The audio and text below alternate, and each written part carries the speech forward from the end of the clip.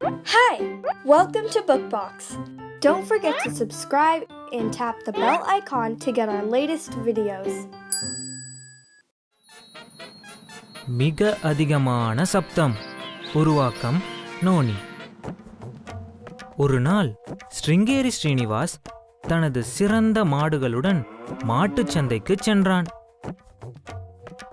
அவர்கள் புதிய தேசிய நெடுஞ்சாலையில் செல்ல வேண்டியிருந்தது. கார்களும் லாரிகளும் அதிக சத்தத்துடன் பாம் பாம் பா என்று ஹாரன் அடித்தன. மாடுகளுக்கு இந்த சத்தம் அறவே பிடிக்கவில்லை. அவைகள் ஸ்ருங்கேரி ஸ்ரீனிவாசிடம் தங்களை திரும்ப வீட்டுக்கே கொண்டு செல்ல கட்டாயப்படுத்தின. ஆனால் அந்த சத்தம் ஸ்ருங்கேரி ஸ்ரீனிவாசின் தலைக்குள் இருந்து கொண்டே இருந்தது. பின்னர் வீட்டுக்கும் அவனை தொடர்ந்தது. ஸ்ருங்கேரி ஸ்ரீனிவாசுக்கு தினமும் கேட்கும் சத்தங்கள் கூட தாங்க முடியவில்லை. தவளைகள், குயில்கள், மாடுகள், புலிகள் இவற்றின் சத்தங்கள் ஏன் ஸ்ருங்கேரி ஸ்ரீனிவாசுக்கு இரைச்சலாக இருந்தது? பாவம் ஸ்ருங்கேரி ஸ்ரீனிவாஸ். அவருக்கு அமைதி தேவைப்பட்டது.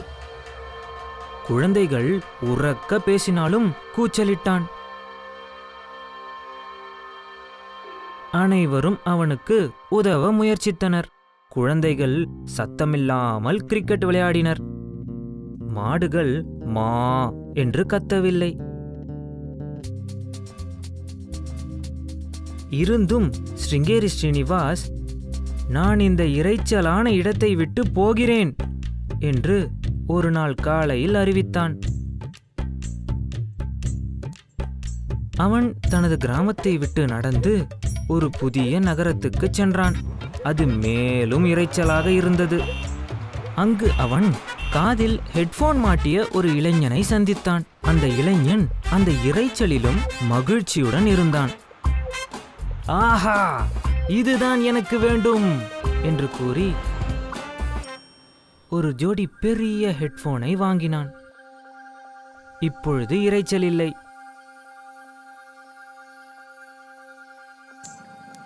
கார் மீதும் தவளைகளின் மீதும் ஸ்ருங்கேரி ஸ்ரீனிவாசுக்கு கோபம் வந்தால் உடனே ஹெட்போனை மாட்டிக்கொண்டு மெல்லிய இசையை கேட்பான்.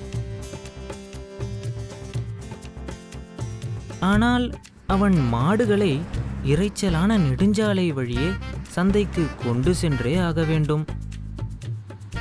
அவனது மாடுகளுக்கும் ஹெட்போன்கள் தேவைப்படுமோ?